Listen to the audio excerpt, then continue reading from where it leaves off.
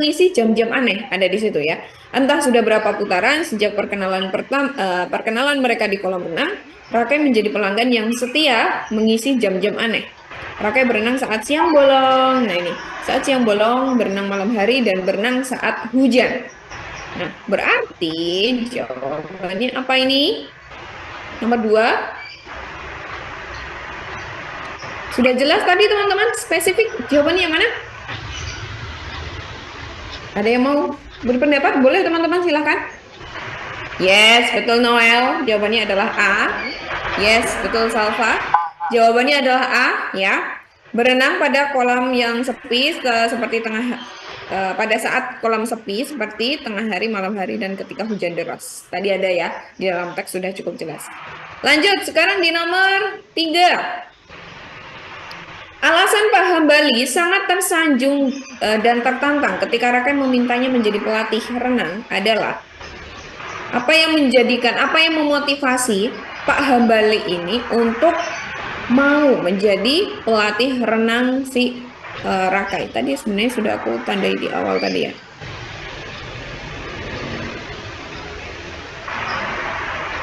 Nah, ini tadi di sini juga ada.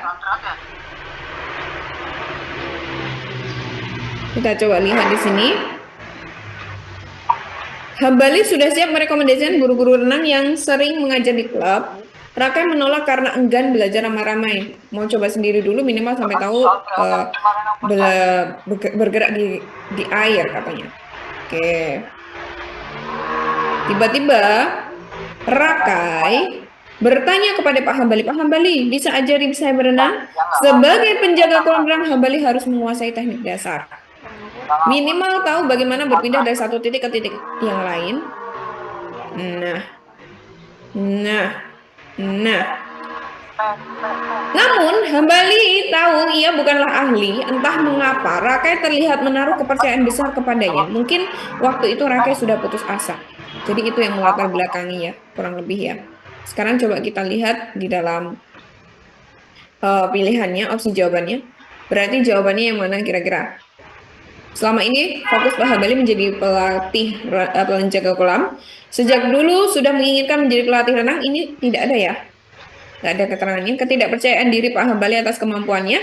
Kemampuan dasar renang Pak Hambali diakui oleh Rakai. Rasa kasihan dan peduli Pak Hambali pada Rakai sangat besar. Kira-kira mana yang membuat Pak Hambali itu merasa sangat tersanjung dan tertantang ketika Rakai memintanya untuk menjadi pelatih renangnya? Yang mana kira-kira teman-teman? E atau C, Kak? Oke. E. Ada yang E, ada yang C. Oke. Ada lagi yang lain? C. Oke, kebanyakan C ya.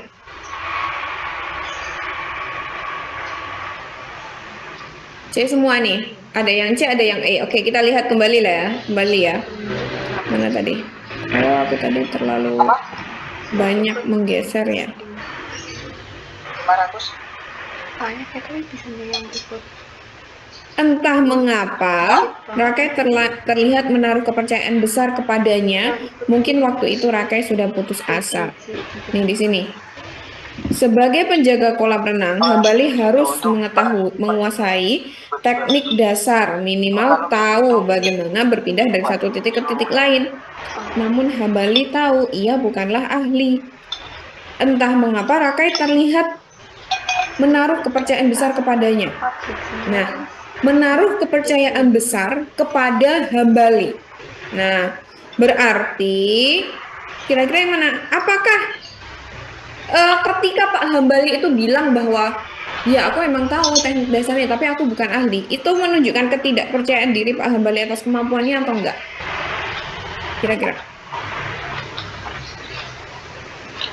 Kira-kira apa?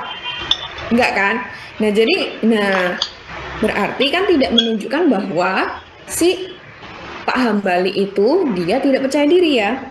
Nah, sekarang rasa kasihan dan peduli Pak Hambali pada Rakai sangat besar.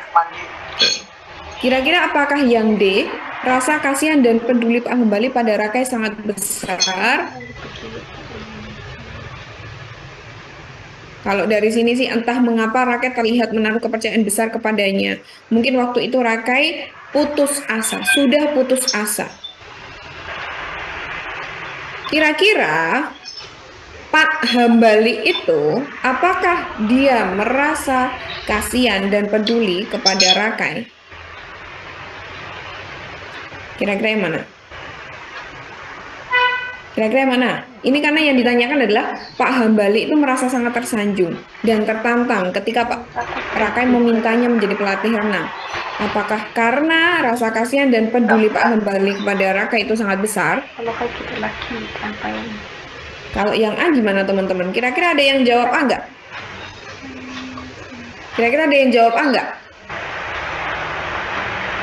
Karena di sini tadi dia dijelasin bahwa selama ini, nah, Pak Hambali itu sebagai penjaga kolam renang. Dia sadar, dia tahu teknik-teknik dasar, tetapi dia itu bukanlah ahli dan dia tahu itu. Namun Hambali bukanlah seorang ahli dan dia tahu itu. Nah, yang mana kira-kira? Jawabannya ya, yang A ya. Jadi, yang menjadikan Pak Hambali itu merasa sangat tersanjung karena memang selama ini dia itu fokus jadi penjaga kolam. Meskipun dia itu sebenarnya tahu teknik-teknik dasar, paling enggak dia itu tahu cara berpindah dari satu titik ke titik yang lain. Nah, kalau yang E bagaimana? Yang E ini tidak kita temukan nih di dalam teks. Di dalam teks tidak ada yang menyatakan bahwa Pak Hambali itu sebenarnya dia merasa kasihan atau peduli yang sangat besar kepada si Rakai. Hanya dikatakan di situ. Nah ini, mungkin waktu itu Rakai sudah putus asa. Itu kan hanya untuk spekulasi atau dugaannya Pak Hambali, kenapa kok Rakai itu memilih Pak Hambali sebagai pelatih renangnya. Nah, seperti itu kan. Tapi yang membuat dia tersanjung itu adalah yang kayak gitu ya.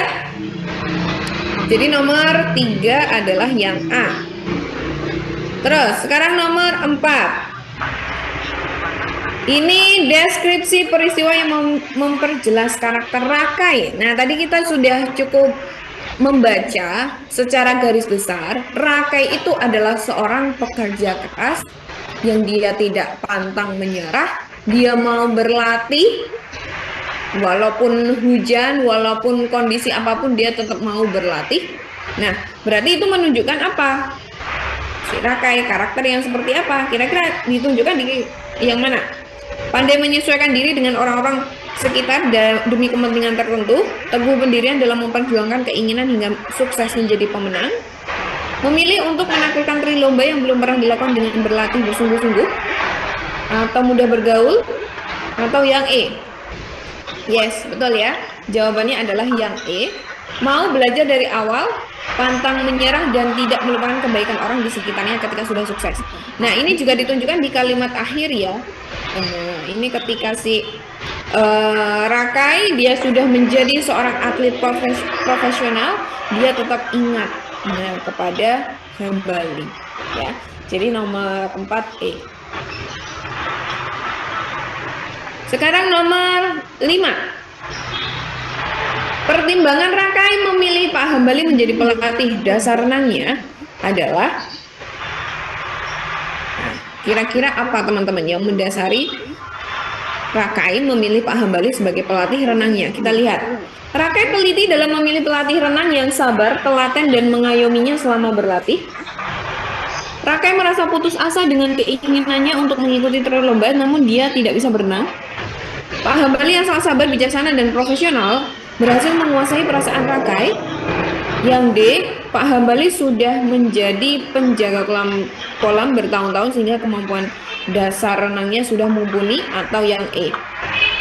Jadi memang si Pak Hambali tadi dijelaskan kalau dia itu menguasai teknik dasar saja ya. Dia dijelasin lah tadi di teks bahwa Pak Hambali itu bisa menguasai teknik dasar, tapi memang dia bukan ahli. Nah, Jadi jawabannya mana? Yes, yang betul. Sudah menjadi penjaga kolam renang bertahun-tahun sehingga kemampuan dasarnya ya, ini perlu kita garis bawahi juga. Jadi yang di highlight itu adalah kemampuan dasarnya itu sudah mumpuni. Yes. Kalau ini kan enggak, dia kan si Pak Hambali kan enggak profesional ya. Bukan seorang ahli berenang profesional, bukan. Nah, ini juga enggak ada. Kan ini alasan kenapa kok memilih Pak Hambali. Yang ini juga enggak.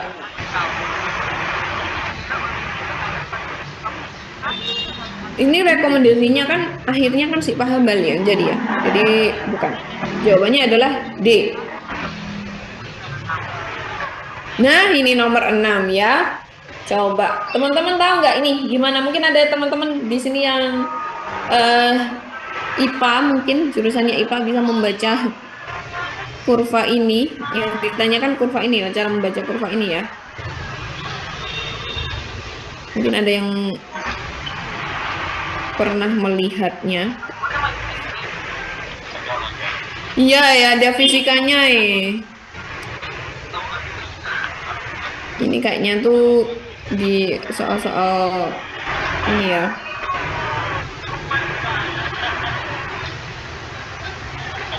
Soal-soal aslinya. Ada beberapa soal asli ini di sini. Yang kemarin gelombang 1.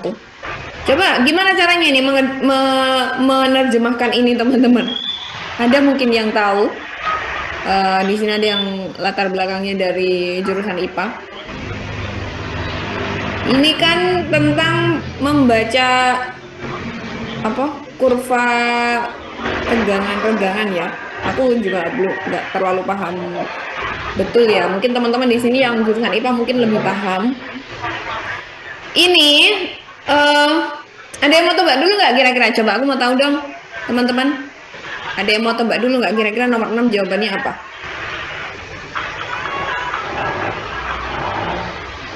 Yo, coba. Ini itu, oke, kalau masih rooming ya. Ini teks apa sih? Nih kita lihat ya. Ini itu teks tentang ilmu material. Yaitu ilmu, nah ini berhubungan dengan logam. Mempelajari perilaku fisika dan kimia, unsur-unsur logam, senyawa antar logam dan paduan logam yang disebut alloy atau lakur. Ilmu material masih menggabungkan unsur fisika, kimia, dan teknik. Nah, dianggap oleh lembaga-lembaga akademik sebagai sebidang dari bidang-bidang tersebut. Oke, dan lain-lain. Kemudian, nah ini di paragraf terakhirnya ya. Kurva tegangan-tegangan seperti pada gambar adalah contoh hubungan antara pemrosesan. Dalam hal ini tarikan dan regakan atau pemanjangan untuk sebuah logam. Arah panah menyatakan arah deformasi logam ketika tarikan dibesarkan atau dikurangkan. Kelompok utama material mencangkup logam, semikonduktor, keramik, dan polimer. Material baru dan canggih yang sedang dikembangkan termasuk diantaranya adalah nanomaterial, biomaterial, dan material energi. Beragamnya jenis material membuat ilmu material menjadi ilmu yang merupakan gabungan dan lain-lain. Oke, dari sini kita bisa mengetahui teman-teman, deformasi itu tadi kalau aku cari informasinya tuh tentang perubahan bentuk ya, kalau nggak salah ya, perubahan bentuk logam ya. Jadi kan ini ada tanda panah ini ya. Nah, ini menunjukkan adanya tegangan dan regangan itu. Jadi kayak misalnya logam itu kan, ini aku sotoiku aja ya teman-teman. Tadi aku cari-cari referensi sedikit. Mungkin teman-teman di sini yang lebih paham. Karena aku tidak begitu paham tentang fisika. Oke, jadi sejauh pengetahuanku itu tadi yang dimaksud di sini itu maksudnya kayak gaya tekan itu loh. Kalau logam itu kan ada yang ketika diberikan tekanan itu nanti ada yang dia tetap, misalnya diberikan tekanan terus dia bengkok. Tapi ada juga yang diberikan tekanan, ketika tekanan itu ditarik kembali, itu nanti dia akan hilang dan dia akan kembali lagi ke bentuk semula. Ada yang seperti itu. Logam. Nah, kan ada tuh yang diberikan tegangan, sekalinya diberi tegangan ya udah dia akan seperti itu, tidak akan berubah. Tapi ada juga logam yang ketika diberikan tekanan, terus tekanannya itu diambil lagi, ditarik lagi, nanti dia akan berubah ke bentuk semula. Nah, kayak gitu maksudnya. Nah, mungkin kayak contoh nyatanya ya mungkin kayak panci yang dipukul. Nah, itu kan nanti tidak berubah lagi tuh ke bentuk semula. Tapi ada juga yang bisa kembali lagi ke bentuk semula. Nah, misalnya kayak penggaris besi itu teman-teman, ketika diberikan tekanan, terus tekanan itu dihilangkan, nanti dia akan kembali lagi. Nah, kayak gitu. Nah, sekarang kita lihat di sini ya. Untuk rentang regangan dari 0 sampai R1, berarti dari sini sampai sini, tarikan sebanding dengan regangan dan ketika tarikan dihilangkan, logam kembali ke panjang semula. Nah, menurut apa namanya? Panjang semula. Nah, ini nomor 6 itu jawabannya adalah yang A. Kenapa? Karena ini teman-teman. Dia menunjukkan nih kembali lagi ke angka 0 lagi kan. Berarti dia menunjukkan angka panjang yang kembali ke panjang semula karena dia kembali lagi nih di sini ke titik 0 lagi. Nah, dia kembali lagi ke titik 0 lagi. Berbeda dengan yang lain. Soalnya di sini juga tidak ada. Ini kan berarti dia mendapatkan gaya tekan semua ya ini ya berarti ya karena arah panahnya ke sana semua. Nah, berarti di sini kalau dikatakan kembali ke 0 berarti salah. Karena dia tegangannya kan di sini. Nih, sampai sini aja. Kalau ini kan dia ada kembali lagi nih. Ketika ditekan nanti dia balik lagi. Ketika ditekan berarti nanti dia akan balik lagi. Nah, kayak gitu. Jadi jawabannya itu yang A.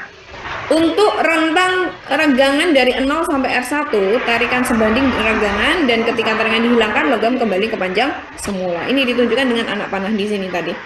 Ada tegangan, terus balik lagi. Ini pun juga sama, dia kembali ke titik 0.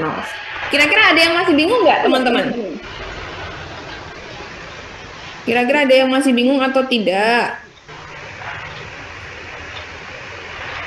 Coba teman-teman, kalau misalnya belum ada yang merespon, aku anggap teman-teman sudah lumayan paham ya. Oke, maksudnya seperti itu. Ini sotoiku aja ya.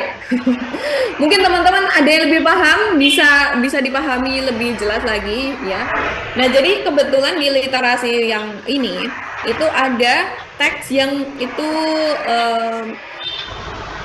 jenisnya adalah berhubungan dengan ilmu-ilmu eksak ya. Tapi ada juga setelah ini yang berhubungan dengan ekonomi. Nah, jadi ini mungkin memang dibuat supaya seimbang ya. Ada yang berhubungan dengan ilmu eksak, fisika, kimia gitu, dan juga ada yang ekonomi. Oke, kalau begitu kita lanjut dulu ya. Sekarang di nomor 7. Nah, ini tinggal kita lihat kalau yang nomor 7 ini. Nomor 7 di sini dikatakan menurut bacaan pengamatan fenomenologis berkaitan dengan pengamatan bahan. Ini sudah jelas sih teman-teman. Ini kan tadi disebutkanlah di sini ya, nih.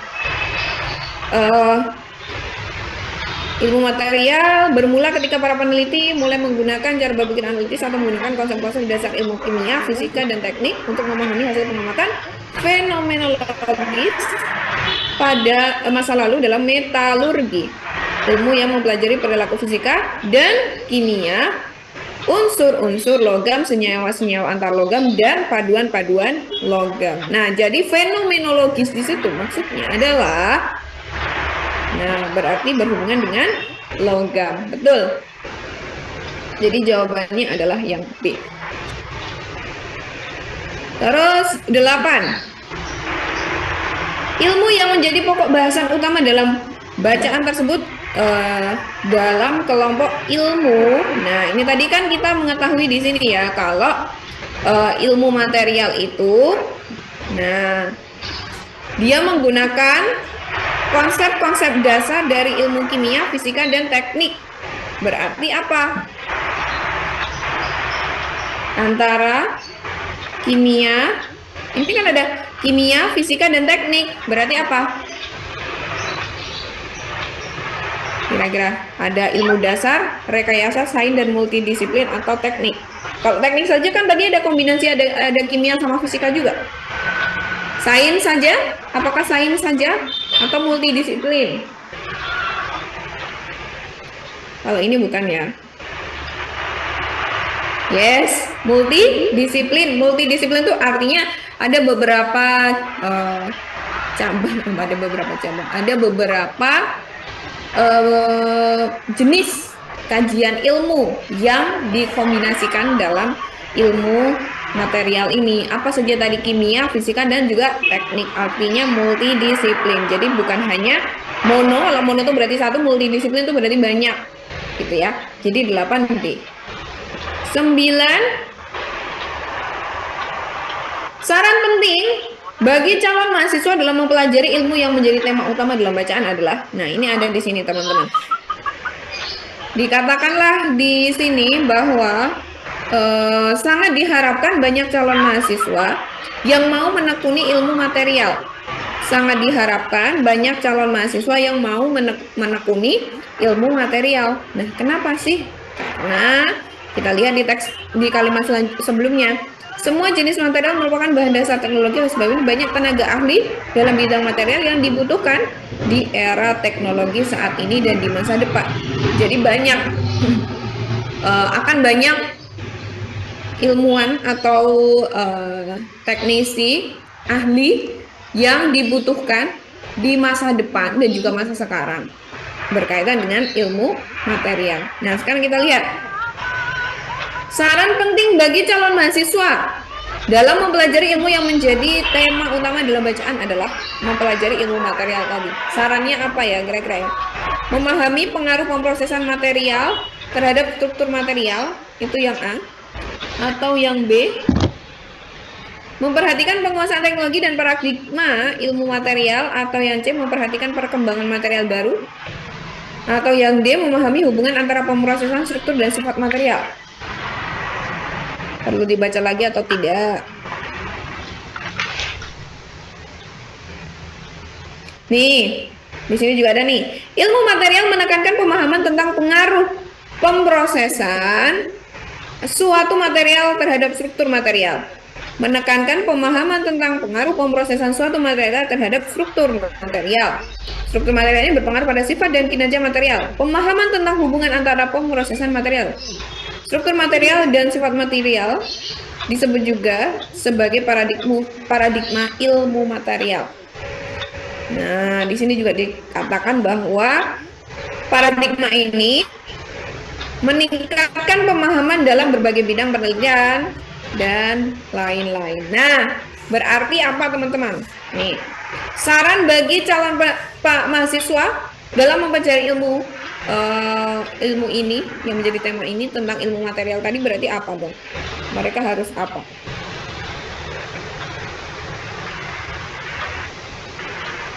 B, memperhatikan penguasaan teknologi dan paradigma ilmu material. Ini tadi di sini ada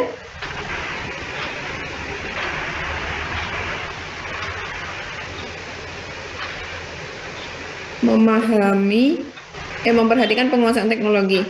Ada nggak penguasaan teknologi di sini?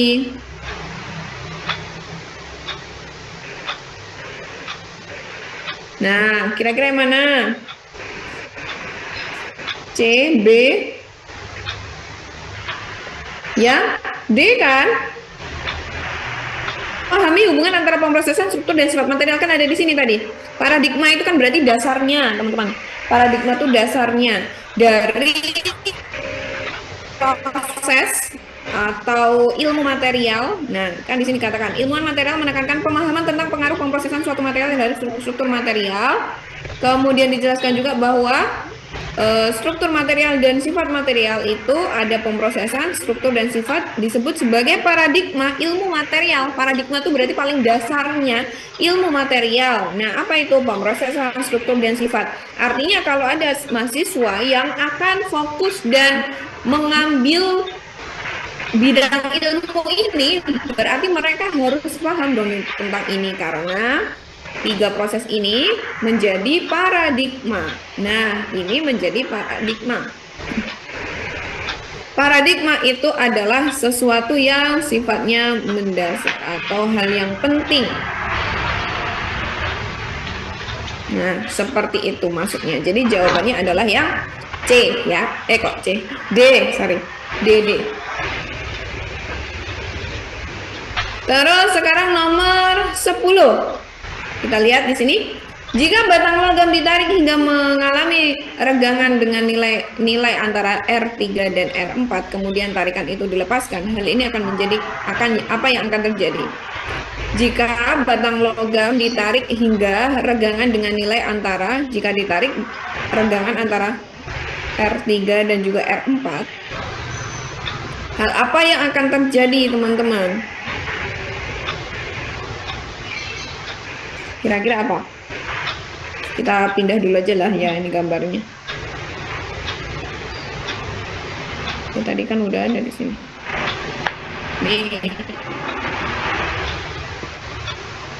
Ketika regangan, jika batang logam ditarik hingga regangan nilai antara R3 dan R4, kemudian tarikan itu dilepaskan, hal yang akan terjadi adalah, berarti apa teman-teman?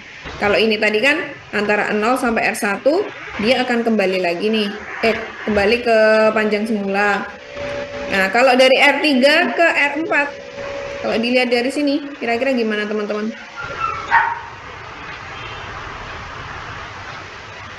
Ini kan gimana? Coba. Ada yang mau berpendapat? Jawabannya adalah yang A. Bertambah panjang. Kan ini kembali lagi ya, ini kan ini regangannya kalau dari dari 0 ke R1 itu nanti dia akan kembali ke titik semula. Tapi kalau di sini R3 ke R4 berarti regangannya dia atau logam akan bertambah panjang. Nah, ini kan dia semakin ke sana, dia semakin ke sana, ini semakin panjang kan. Nah, berarti nanti dia bentuknya akan semakin panjang. Begitu. Kira-kira begitu teman-teman. Karena ini tadi kan dia akan kembali lagi ke bentuk semula. Kalau yang di R3 sampai R4 nanti dia akan semakin panjang. Begitu. Karena ini kan panahnya di ke sana nih, ini juga ke sana. Semakin panjang berarti. Diberikan tekanan. Oh, ditarik deh ini ya, ditarik hingga mengalami regangan. Nah, berarti dia akan semakin panjang regangannya seperti itu. Gitu. Jadi jawabannya nomor 10 adalah A. Kira-kira sampai nomor 10 ada yang mau ditanyakan nggak teman-teman? Mungkin ada yang masih bingung. Ini memang di soal dari nomor 6 sampai nomor 10 ini karena memang berhubungan dengan informasi bidang fisika. Nah, jadi harus hati-hati. Seandainya besok juga keluar bentuk soal seperti ini, kita hati-hati mengerjakannya, informasi apa yang dibutuhkan. Kenapa tadi pertama panjang? Ini kan dia ditarik ya. Ditarik. Ini kan jika batang logam ditarik hingga mengalami regangan dengan nilai antara R3 dan juga R4, kemudian tarikan itu dilepaskan, apa yang akan terjadi? Nah, kenapa kok lebih panjang? Karena ini di sini ditunjukkan dia kan semakin ke sana, dia semakin ke sana toh. Berarti kan semakin panjang. Jadi nggak balik lagi. Kalau yang ini tadi kan dia kembali ke 0. Ini karena ini dilihat dari anak panahnya ini loh. Dilihat dari anak panahnya, kalau yang ini tadi kan dia anak panahnya kembali lagi ke 0. Sedangkan ini dia anak panahnya ke sini, terus dia ke sana. Berarti kan lebih panjang. Gitu Nasya. Kira-kira paham nggak maksudnya? Sip. Oke. Yang lain aman ya? Nomor 10 ya? Oke. Ada yang mau bertanya lagi? Oke, aman ya. Sekarang nomor 11. Oke, sekarang di nomor 11 ini ini sepertinya informasi yang lebih umum ya. Jadi tidak ada istilah-istilah atau informasi yang sifatnya spesifik gitu. Nah, ini lebih umum tentang apa? Tentang lebah yang mereka itu melakukan wiggle dance untuk mencari makan. Nah, kita lihat langsung ke soalnya. Menurut bacaan tarian lebah, titik, berarti kita perlu melihat tarian lebah itu apa ya. Sekarang kita lihat di sini. Lebah dapat berkomunikasi. Tarian lebah itu dikenal dengan nama waggle dance. Pekerja betina memberikan pesan pada lebah pekerja lainnya dengan melenggak-lenggok abdomennya atau bergerak melingkar. Nah, berarti di sini apakah bisa dilihat teman-teman jawabannya apa? Oke, kalau coba kita lihat. Menginformasikan letak sumber makanan, menunjukkan arah matahari, dilakukan juga saat hujan, dilakukan oleh lebah pekerja jantan, membentuk lingkaran dengan diameter tetap. Oke, berarti kita perlu melihat secara garis besar dulu ya. Oke, yuk kita lihat. Ini bagaimana caranya? Oh, ternyata yang bekerja itu adalah lebah betina yang memberikan pesan kepada lebah jantan pekerja lainnya dengan melenggak-lenggokkan abdomennya atau bergerak melingkar. Memberitahu kepada lebah lainnya tentang, nah jadi tarian ini akan memberitahukan ke lebah lainnya tentang jarak dan alokasi bunga sebagai sumber nektar, sumber makan mereka ya. Ini membentuk garis lurus ke arah bagian atas sarang, menunjukkan sumber makanan, tepat mengarah ke arah makanan jika bunga berada pada arah sebaliknya dan lain-lain. Kemudian pada musim panas, lebah mencari nektar sampai jauh untuk menginformasikan keberadaannya. Oke, kita lihat di sini. Berarti, apakah untuk menunjukkan arah matahari, teman-teman? Enggak ya. Dilakukan saat hujan? Tidak harus hujan sih, panas juga iya. Pekerja jantan bukan, oleh pekerja betina. Membentuk lingkaran dengan diameter tetap. Diameternya itu semakin, kayaknya itu di sini ada informasinya kalau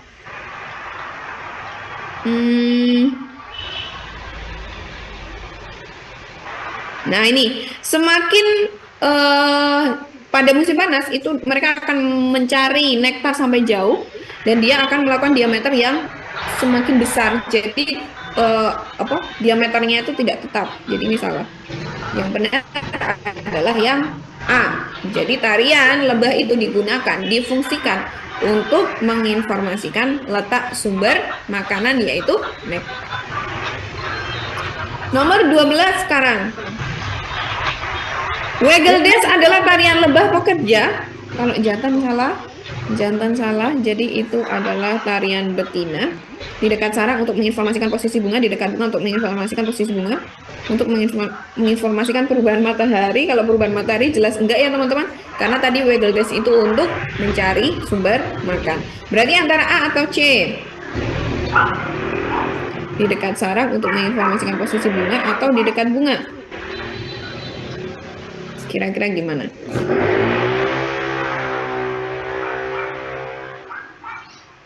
Yes, betul.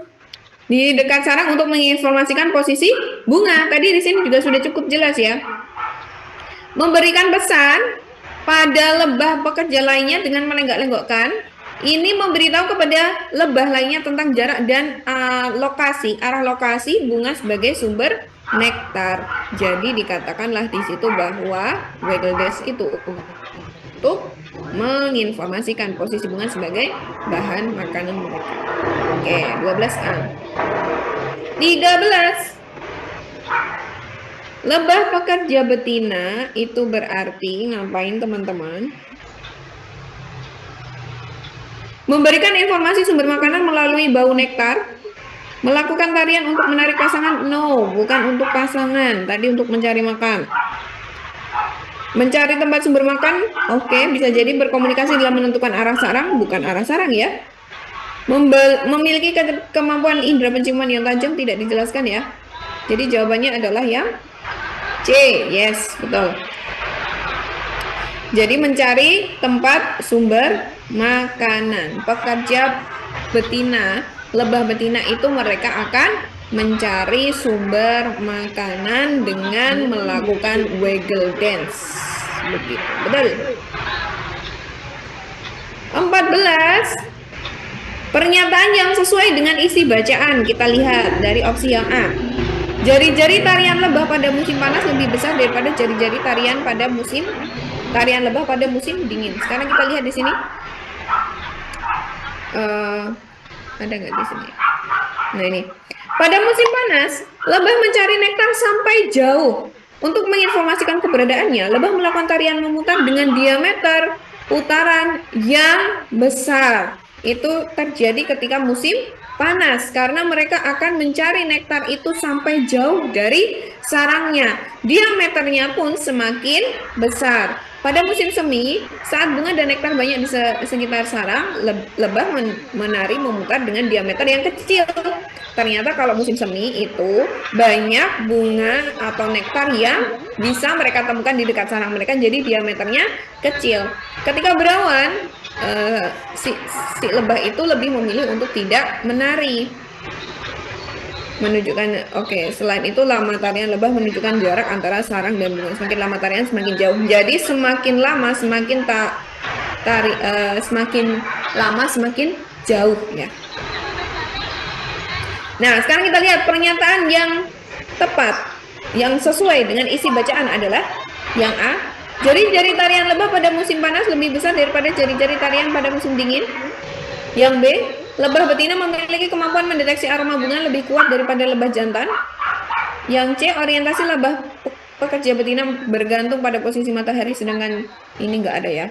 Yang C enggak. Yang D. Lebah pekerja betina melenggak-lenggok sedangkan lebah lainnya bergerak memutar enggak.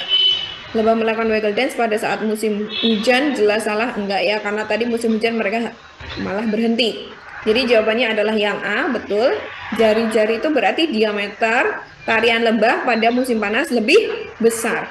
Nah, itu ada di sini tadi informasinya ya. Nih di paragraf yang sudah aku tandai di situ menunjukkan bahwa ternyata tarian lebah itu ketika dilakukan di musim panas itu diameternya lebih besar karena semakin jauh ya. Tapi kalau musim semi itu mereka bisa menemukan nektar atau bunga di dekat sarang mereka. Sekarang nomor 15. Nah, lebah yang melakukan tarian dengan sudut 100 derajat menunjukkan bahwa, nah ini kita ngomong-ngomong soal derajat, tadi ada di sini arahnya.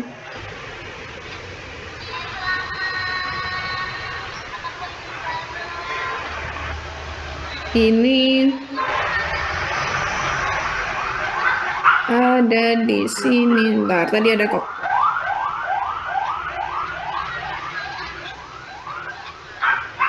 Nah ini ada di sini nih. Tarian yang membentuk garis lurus ke arah bagian atas sarang menunjukkan sumber makanan tepat berada di atas ke arah makanan. Jika bunga berada pada arah sebaliknya, lebah akan membuat garis arah bunga tersebut. Lebah menari ke arah kanan. Jika sumber bunga berada tepat 90 derajat, lebah menari ke arah kanan jika sumber bunga berada tepat 90 derajat dari arah depan ke arah kanan. Setelah mereka mendapat informasi tersebut, lebah lain akan terbang ke lokasi bunga yang dimaksud. Berarti ketika si lebah yang melakukan tarian dengan sudut 100 derajat menunjukkan bahwa berarti apa kira-kira teman-teman? Sumber makanan berjarak 100 meter? Enggak ya, karena arah atau derajatnya mereka menari tariannya itu bukan untuk menentukan jaraknya tinggal 100 meter, bukan karena itu ya. Terus berarti apakah yang B, sudut yang dibentuk sarang? Sudut yang dibentuk sarang, matahari, dan bunga sebesar 100 derajat, bukan juga ya. Yang C, sumber makanan tidak dapat ditentukan, ini salah. Jawabannya adalah yang D, betul ya. Lebah lainnya harus terbang dengan arah 100 derajat ke arah kanan. Betul, ini tadi sudah ada di sini ya, dijelaskan. Kalau bunga berada pada arah sebaliknya, lebah akan membuat garis ke arah bunga tersebut. Lebah menari ke arah kanan jika bunga berada tepat 90 derajat dari arah depan ke arah kanan. Nah, jadi dia akan terbang ke arah kanan ya. Oke.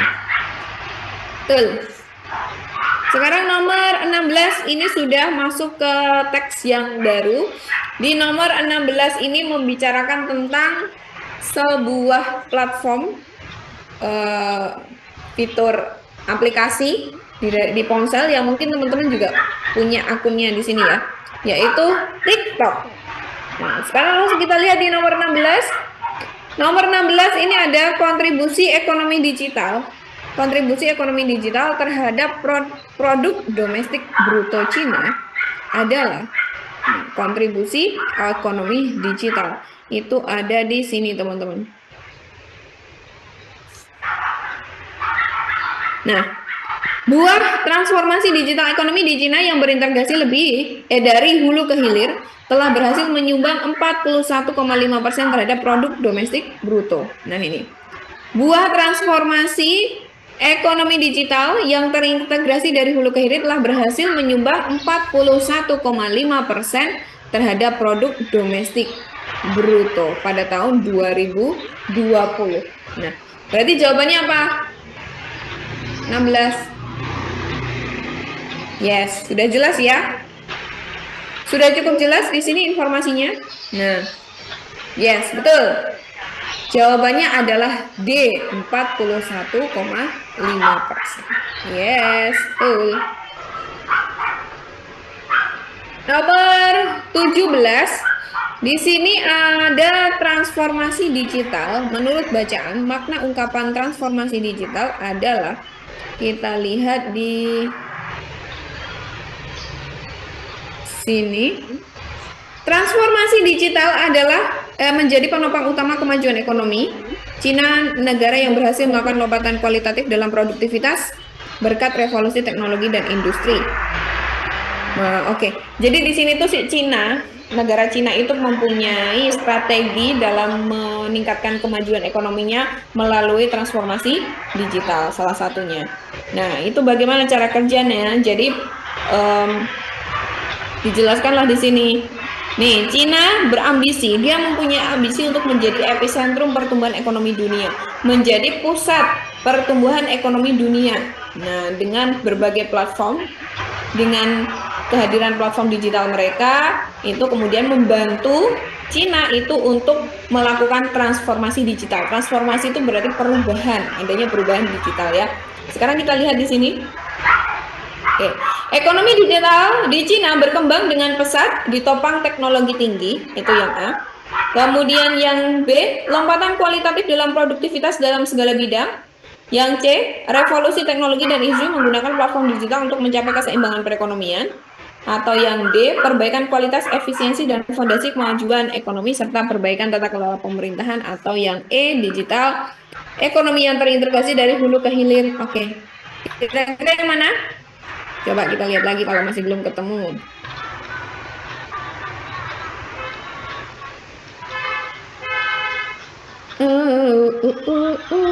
Ini di sini penerapan AI.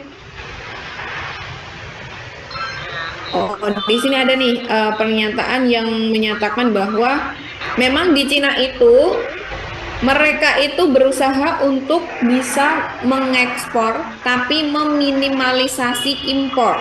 Nah, jadi ya sebagian besar barang-barang yang kita punya itu produk dari Cina. Nah, apalagi sekarang juga sudah mulai menjamur outlet-outlet, toko-toko yang memang basicnya itu adalah dari Cina, yang disuplai langsung oleh Cina ya. Kemudian oke, sekarang kita lihat sih transformasi digital tadi.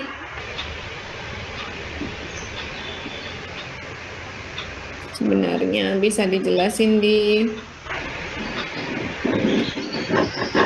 memberikan perbaikan kualitas, efisiensi, dan fondasi kemampuan ekonomi. Oke, kita lihat nih di sini. Nih. Negara yang berhasil melakukan lompatan kualitatif dan dalam produktivitas berkat revolusi teknologi dan industri. Nah, pesatnya ekonomi digital Cina telah memberikan perbaikan kualitas, efisiensi, dan fondasi kemajuan ekonomi. Nah, jadi ini ada dampaknya. Dari pesatnya ekonomi digital di Cina, itu memberikan efek apa? Memberikan efek perbaikan kualitas, efisiensi, dan fondasi kemajuan ekonomi. Nah, berarti jawabannya mana?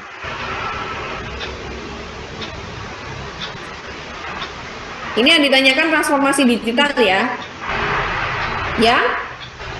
C ya. Kalau yang D ini soalnya tata kelola ini belum ada, tata kelola pemerintahan. Itu belum ada.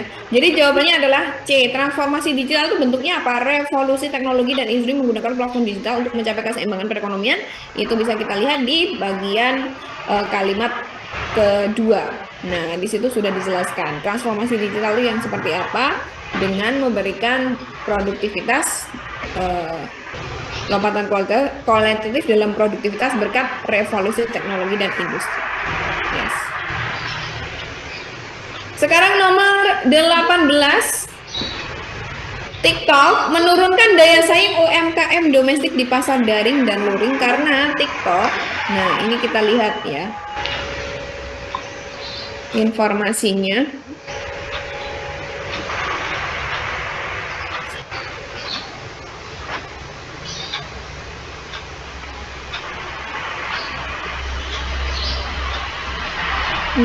Ini di sini. Nah, di Indonesia, TikTok begitu leluasa berbisnis. Pedagang bisa menjual. Nah, di Indonesia, TikTok begitu leluasa berbisnis. Pedagang bisa menjual barang dengan harga yang sangat murah yang memukul daya saing produk UMKM di pasar daring atau luring. Nah, berarti kalau di sini dikatakan menurunkan daya saing UMKM domestik di pasar daring dan luring karena TikTok, apa berarti?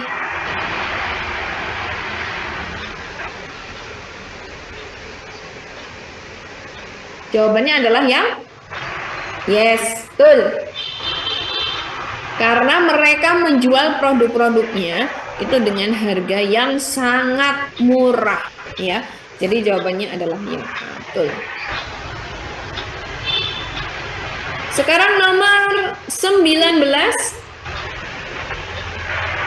Usaha yang dilakukan Cina untuk mewujudkan ambisinya menjadi epicentrum pertumbuhan ekonomi dunia adalah dengan apa, teman-teman? Kita lihat coba. Yang A, memodernkan ekonomi dan melindungi pasar digital domestik dari serbuan produk impor. Yang B, mengembangkan berbagai platform digital seperti Alibaba, Baidu, JD, dan Tencent. Ini kayaknya nggak ada ya informasi ini. Yang C, memperbaiki kualitas, efisiensi, fondasi ekonomi, serta tata kelola pemerintahan. Mempromosikan TikTok keluar Cina seperti AS dan Indonesia, atau meregulasi TikTok untuk mengutamakan konten lokal. Yang manakah itu, teman-teman? Upaya yang dilakukan Cina untuk memenuhi ambisinya menjadi, nah ini. Cina berambisi menjadi epicentrum pertumbuhan ekonomi dunia. Semakin kuat penetrasi ekonomi melalui kehadiran platform global digital mereka. Penerapan AI menghasilkan ekonomi modern. Oke, akan tetapi di sisi lain memagari pasar digital domestiknya dari sebuah produk impor. Ada undang-undang yang terkait pengaturan e-commerce, yaitu perdagangan elektronik, keamanan produk, perpajakan, dan konsumen. Produk impor wajib mematuhi regulasi penjualan produk impor seperti sertifikasi pelabelan 150 manufaktur dengan persetujuan khusus. Oke. Sulit, intinya produk impor itu sulit masuk ke produk domestik di Cina. Berarti jawabannya apa? Upaya atau usaha yang dilakukan oleh Cina untuk bisa mewujudkan ambisinya menjadi pusat pertumbuhan ekonomi dunia itu dengan apa? Yes, betul. Memodernkan ekonomi dan melindungi pasar digital domestik dari serbuan produk impor. Itulah yang dilakukan oleh Cina supaya mereka bisa menjadi pusat pertumbuhan ekonomi dunia. Salah satu caranya adalah dengan membatasi produk-produk impor. Yes, nomor 19 adalah yang A. 20.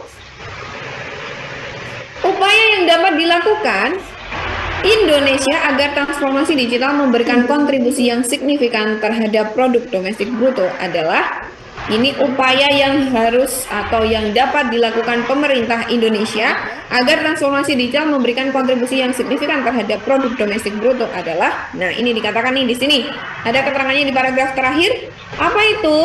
Harus diakui Indonesia belum memiliki strategi nasional transformasi digital dan badan yang mengaturnya. Transformasi digital lebih pesat di hilir. di sektor jasa dan perdagangan, tetapi lemah di manufaktur, sektor pertanian, maritim, dan kesehatan lainnya. Akibatnya transformasi digital yang banyak diinisiasi oleh swasta tidak melahirkan ekonomi baru seperti di Cina. Jadi kita tuh masih kurang untuk transformasi digital di bidang maritim, sektor pertanian, kesehatan, dan manufaktur. Di bidang maritim itu berarti kelautan ya. Terus sektor pertanian, kesehatan, dan lain-lain itu memang belum banyak dimaksimalkan. Nah, berarti apa upaya yang dapat dilakukan oleh Indonesia? Menyiapkan strategi memperkuat transformasi digital serta sektor manufaktur, pertanian, maritim, dan kesehatan. Memperkuat transformasi. Kemudian kalau yang B, menyiapkan strategi memperkuat transformasi digital di hilir, khususnya di sektor jasa dan perdagangan. Apakah jasa dan perdagangan itu? Nah, ini kan dikatakan di sini justru jasa dan perdagangan itu lebih pesat di hilir. Jadi di sini dia salah kalau dikatakan fokus atau menyiapkan strategi untuk memperkuat transformasi digital di hilir. Kemudian yang C, memberikan bantuan kepada unicorn di Indonesia untuk memonopoli pasar digital ekonomi Indonesia. Nah, ini kayaknya terlalu berat ya kalau memberikan bantuan kepada unicorn, karena Indonesia juga banyak sekali yang harus diurusin.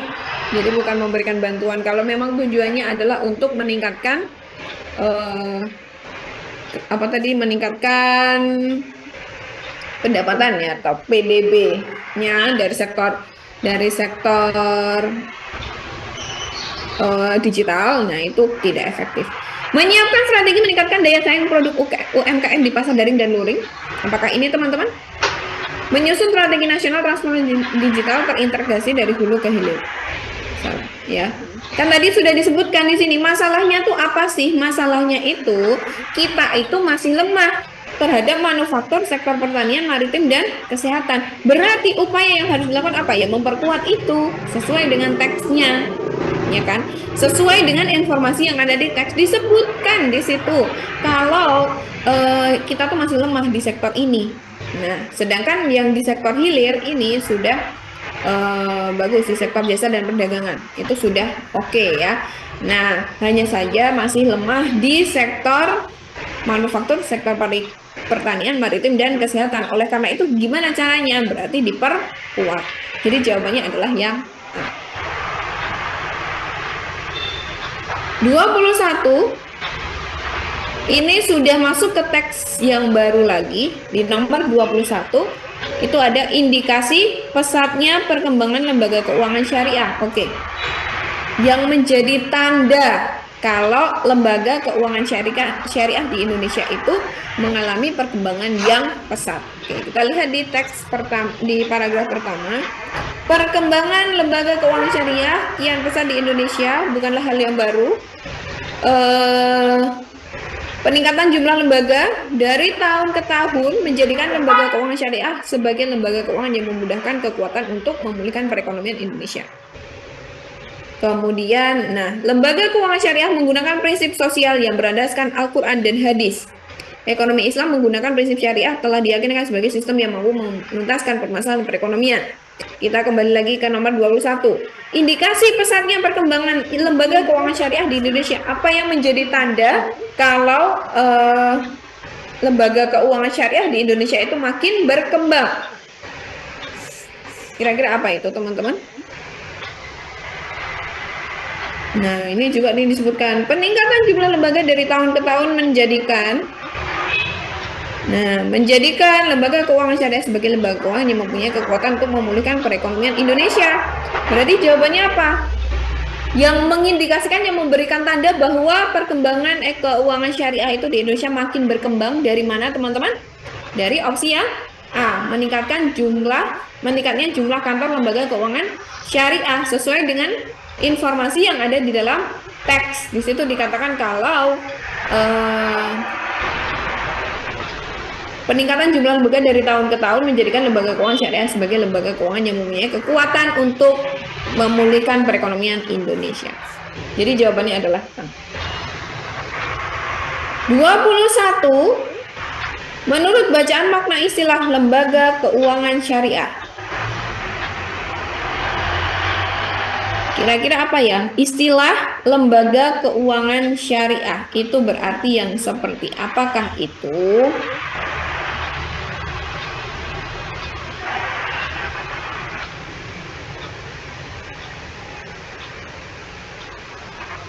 Di sini dikatakan lembaga keuangan syariah menggunakan prinsip sosial yang berlandasan Al-Quran dan hadis. Berarti jawabannya apa? 22. Yang B.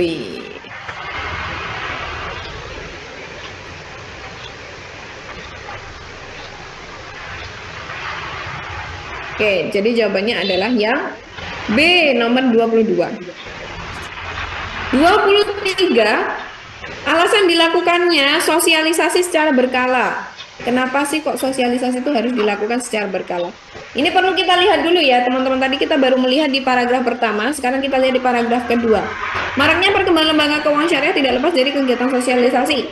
Sosialisasi menjadi tombak utama perkembangan lembaga keuangan syariah. Sosialisasi tentang keuangan syariah dilakukan oleh lembaga keuangan syariah, praktisi atau akademisi. Sosialisasi dilakukan secara berkala dan terus-menerus oleh praktisi menjadikan masyarakat lebih paham. Nah, jadi sosialisasi ini menjadi penting karena akan menambah informasi pengetahuan kepada masyarakat tentang lembaga keuangan syariah. Nah, mereka akan lebih paham. Nah, berarti alasan di sini yang dilakukan, alasan dilakukannya sosialisasi secara berkala itu adalah apa teman-teman? Berarti 23. Yes, betul. Agar masyarakat lebih paham tentang lembaga keuangan syariah dan mengetahui keuntungan yang didapatkan. 24. Upaya yang dilakukan untuk menjaga kemurnian prinsip syariah pada lembaga keuangan adalah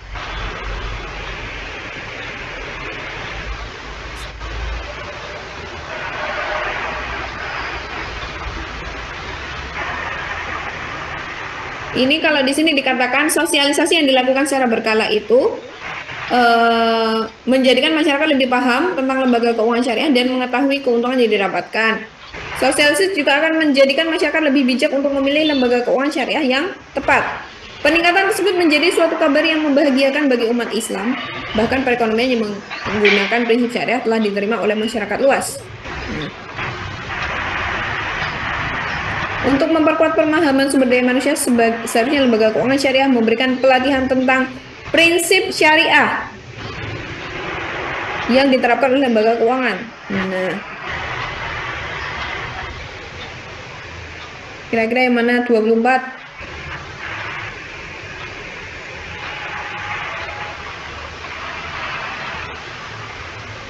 Adalah yang C. Melakukan sosialisasi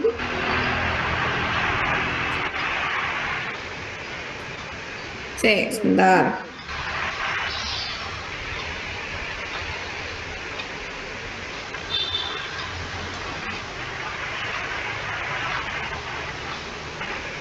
Oh, ada di sini. Sorry. Aku salah meng-highlight. Ini di sini. Untuk menjaga kemurnian prinsip syariah tersebut, salah satunya adalah memperkuat sumber daya manusia lembaga keuangan syariah.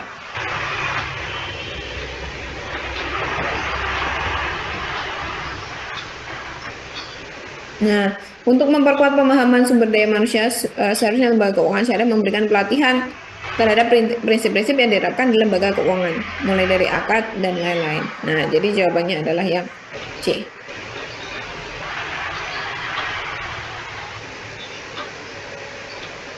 Ini nomor terakhir ya. Nomor terakhir teman-teman.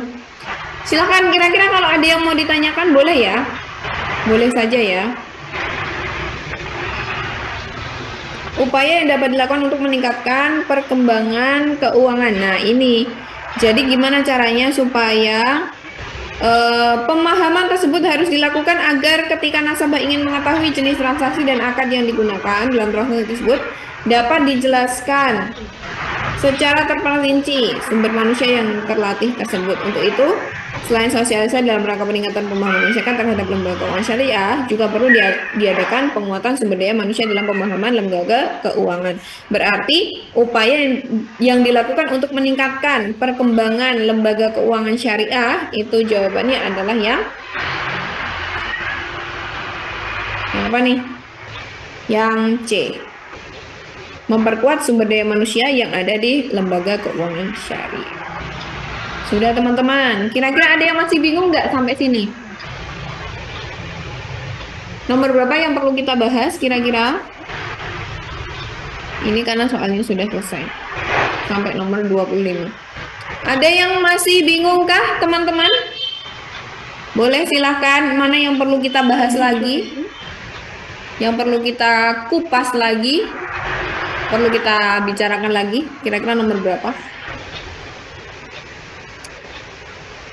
Bagaimana nih teman-teman nih? Masih semangat ya teman-teman ya? Ini tesnya hari kapan nih teman-teman? Tanggal berapa? Apakah ada yang ada yang tanggal 19, ada yang tanggal 15, 17. Oke, masih ada waktu ya 15. Oh, besok. Oke, semoga lancar ya Salva ya. Ya, amin. Aku doakan semoga teman-teman semua besok lancar, tetap diberi kemudahan ya. Ini kita sudah mengupayakan, kita sudah berusaha semaksimal mungkin ya, kita serahkan semuanya kepada Tuhan kita masing-masing. Semoga semuanya lancar besok ya. Yang besok, yang tanggal 15, yang tanggal 17, 19, semoga semuanya lancar. Ya, amin. Oke, dia Ajeng besok. Iya, semoga lancar ya dia ya. Pokoknya percaya saja teman-teman ya. Percaya saja. Yang penting tuh kita sudah berusaha. Kita sudah berusaha, sudah mengupayakan, sudah belajar, mempersiapkan untuk besok ini. Bismillah saja ya. Semoga semuanya aman. Dan yang paling penting adalah kesehatan juga harus dijaga. Gitu sih. Gimana nih teman-teman kira-kira di soal hari ini? Nah, ini mungkin nanti teman-teman bisa baca-baca lagi. Karena ini sebagian besar juga bentuk soal asli di gelombang 1 kemarin. Jadi teman-teman bisa lihat lagi. Bisa mau SS boleh. Bisa dipelajari lagi. Oh, 24 sih Kak yang lumayan agak ragu. Oke, nanti kita bahas ya. 25 ini jawabannya C. Mungkin kamu mau memberikan opininya, Atisha. Mana bagian yang membuat kamu masih ragu-ragu? Oke, ini sembari SS ya, 25 sudah. Sekarang 24, yuk kita lihat 24. Menurut Atisha gimana? Menurut Atisha, mungkin Atisha punya pandangan atau opini. Menurutku jawabannya bukan C, Mbak, karena gini. Boleh, nanti kita bisa diskusikan juga. Atau teman-teman lain yang mungkin juga punya pendapat yang berbeda dengan jawaban yang ada ini, bisa kita komunikasikan ya. Yuk, boleh. Upaya yang dilakukan untuk menjaga kemurnian. Oke, kita coba ya. Upaya yang dapat dilakukan untuk menjaga kemurnian prinsip syariah pada lembaga keuangan syariah adalah yang dapat dilakukan menurut saya sih D, karena kalau yang C itu termasuk memperkuat pemahaman gitu sih Kak, memperkuat pemahaman.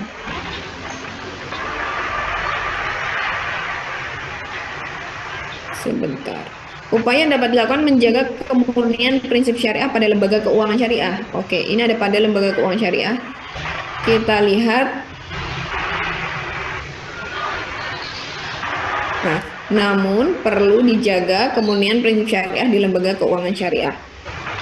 Untuk menjaga kemurnian prinsip tersebut, salah satunya adalah memperkuat sumber daya manusia. Oh, karena di sini ya, memperkuat sumber daya manusia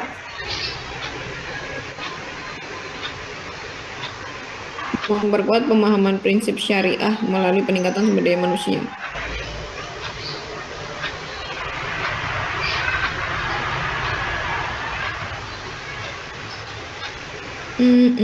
Misalnya ada pada lembaga keuangan syariah ya, kita lihat. Memperkuat sumber daya manusia lembaga keuangan syariah. Untuk memperkuat pemahaman sumber daya manusia, seharusnya lembaga keuangan syariah memberikan pelatihan tentang prinsip syariah yang diterapkan di lembaga keuangan, mulai dari pemahaman akad, skema akad yang dijalankan sampai pada penerapan akad pada produk-produk di lembaga keuangan syariah. Oh, begini. Gimana? Gini, Atisha, kan ini kan jadi mungkin nanti aku luput ini ya, luput memberikan highlight juga. Jadi di sini yang ditanyakan itu adalah bagaimana caranya kita atau pemerintah itu untuk menjaga kemurnian prinsip syariah pada lembaga keuangan ya. Ini gimana? Jadi kan sudah banyak masyarakat juga sudah mulai paham tentang adanya lembaga keuangan syariah. Nah, tetapi tidak hal yang perlu diupayakan itu bukan hanya menjaga pemahaman dari masyarakat itu saja, tapi dari internalnya juga diperlukan. Siapa itu? Ya, orang-orang yang ada di lembaga keuangan itu sendiri. Nah, makanya ini melakukan sosialisasi melalui lembaga keuangan syariah, praktisi dan akademisi itu berarti orang-orang yang ada di dalamnya, yang ada di lembaga keuangannya gitu. Siapa saja misalnya kalau di bank itu berarti ya customer service-nya, kemudian apa namanya tellernya, nah dan lain-lain itu semuanya perlu diberikan sosialisasi mengenai bagaimana sih prinsip-prinsip dari keuangan syariah itu. Dari mulai akad, skema akad yang dijalankan dan lain-lain. Nah, ini kan dikatakan nih memberikan pelatihan tentang prinsip syariah yang diterapkan di lembaga keuangan. Nah, itu berarti siapa yang diberikan pelatihan? Orang-orang yang ada di lembaga keuangan syariah. Nah, kalau ini memperkuat pemahaman prinsip syariah melalui peningkatan sumber daya manusia, sumber daya manusia. Pemahaman prinsip syariah melalui peningkatan sumber daya manusia. Berarti kan itu lebih umum ya, bukan hanya spesifik pada lembaga keuangan saja. Berarti ya termasuk kepada masyarakat secara umum, gitu kan. Memperkuat pemahaman prinsip syariah melalui peningkatan sumber daya manusia. Itu kan berarti yang di luar lembaga itu pun juga diperlukan ya. Nah, jadi jawabannya adalah yang C. Gitu ya, Atisya ya. Oke, aman ya? Terus sekarang nomor 23, ini 23. Sip, sama-sama Atisya. Yuk, yang lain. Boleh, seandainya ada lagi yang ingin disampaikan. Ini 23 sudah. Kemudian 22.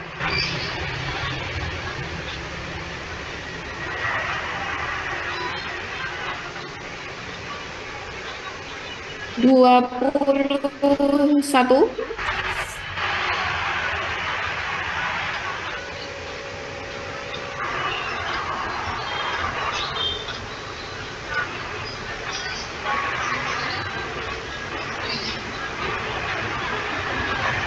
Terus 20. Oke, nanti ya aku ulang ya Nasya.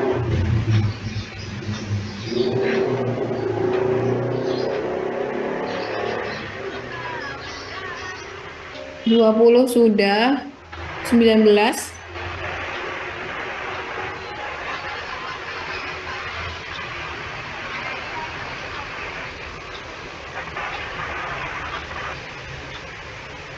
18.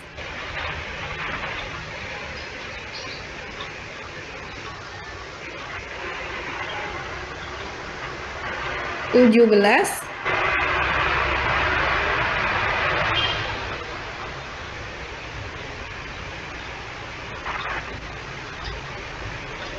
16.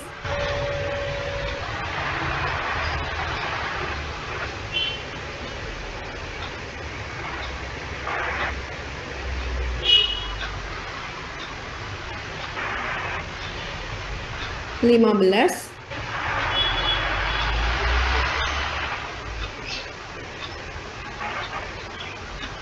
15.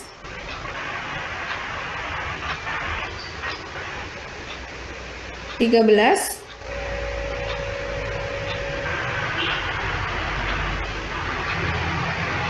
12.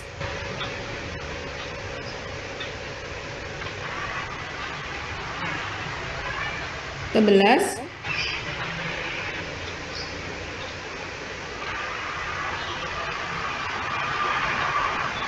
10.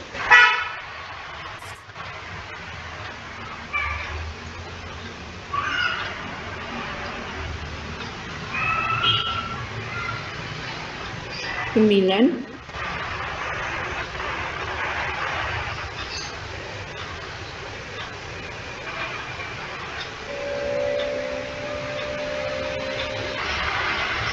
8.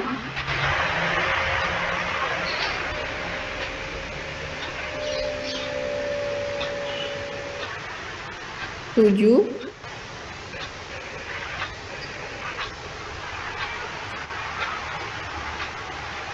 6.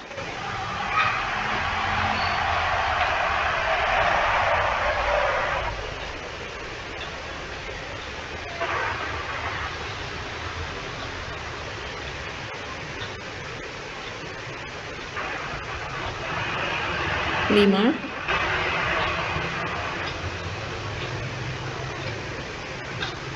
4. 3. 2. 1. Oke, 22 sama 23 ya. Oke.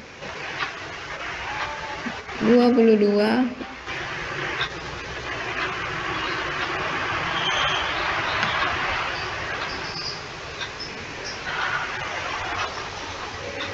Tadi 22.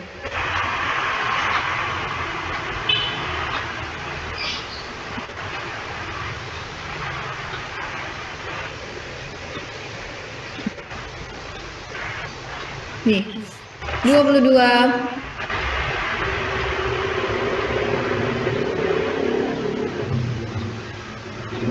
23. Oke. Begitu ya, teman-teman. Ada yang masih kurang lagi nggak kira-kira? Mungkin nanti kalau sudah berarti kita istirahat ya 5 menit. Nanti kita gabung lagi untuk membahas yang PPU. Oke, sudah ya berarti ya. Kalau begitu kita nanti akan kembali lagi 5 menit lagi. Kita akan membahas PPU ya. Oke. Selamat beristirahat dulu teman-teman. Sampai ketemu 5 menit lagi. Oke, dah.